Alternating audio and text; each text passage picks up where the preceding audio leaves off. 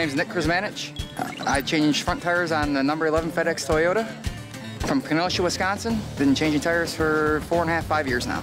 Nick's the new guy. I think he's been great for our race team. I think his enthusiasm's great.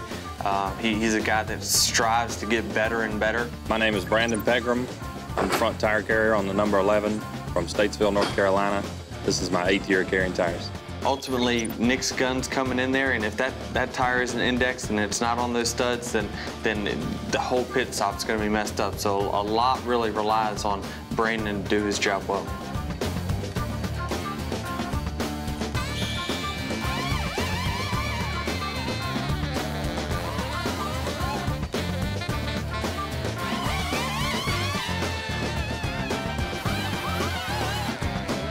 Because the front tire carrier and changer are generally the first guys to make contact with the car, they can really set the tone of a pit stop.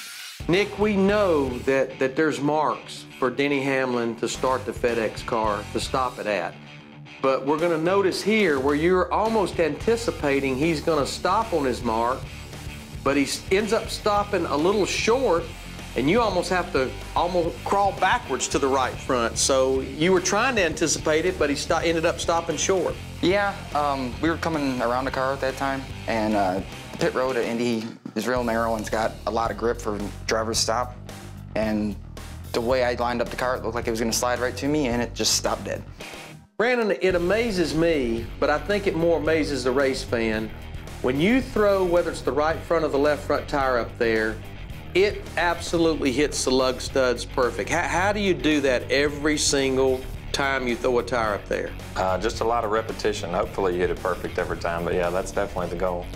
Do you ever have to move it a little bit because it's not quite lined up? Every once in a while you'll have to move it slightly, but yeah, the goal is definitely to stud it perfectly every time.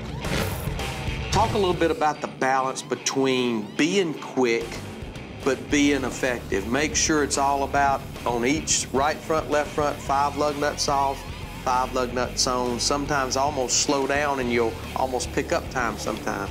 Definitely. If you, you can be the fastest person in the world, but if you can't hit the lug nuts, it doesn't matter. If you can hit a clean 5, it's usually faster than like a fast 6, 7, 8. So, I mean, your pulls, your lug nut hitting, if you're accurate with all of it, it's going to equal to a quick stop.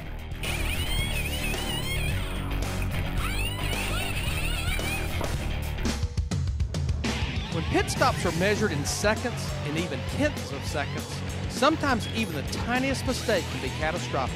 I didn't miss a lug nut on this deal, but unfortunately, when I went to hit my 5th lug nut, I accidentally hit my button at the same time, switched the gun over to the on pattern. So it tightened the back? Yeah.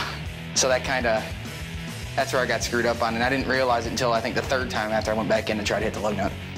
Now, Brandon, when this happens to your teammate, to your buddy, what are you trying to do here? What are you thinking about as this is going on? Smacking me. Yeah, in that situation, there's really nothing you can do but try to, you just got to stay calm and be ready when it's your turn to get in there. Mike, your 2 tire carriers, they can be 2 of the busiest guys on a 4-tire stop. What's the quality you look for to find that perfect tire carrier? Well, in the past, we used to say foot speed didn't matter as much in the carrier. They had time. They were kind of our strength and power type of athlete, 75-pound tires. But now, with more things to do, they got to be a little quick on their feet too. So we look for guys that have a lot of strength and precision, power, because they got to snap that thing in there.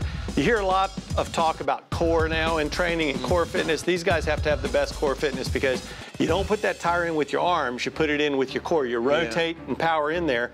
So a lot of times we'll do things like functional things like with this 25-pound medicine ball, things that cause them to rotate and develop that core. So maybe they do strength and conditioning together here in the weight room. Yes. And this ball looks light. They make it look light, but I believe it's a little heavier than a basketball. It's heavier than a basketball. And so we have a tendency to, once again, a lot of functional stuff doesn't require equipment. People could do this at home, but it really works that core and rotation, which is important for mounting a tire.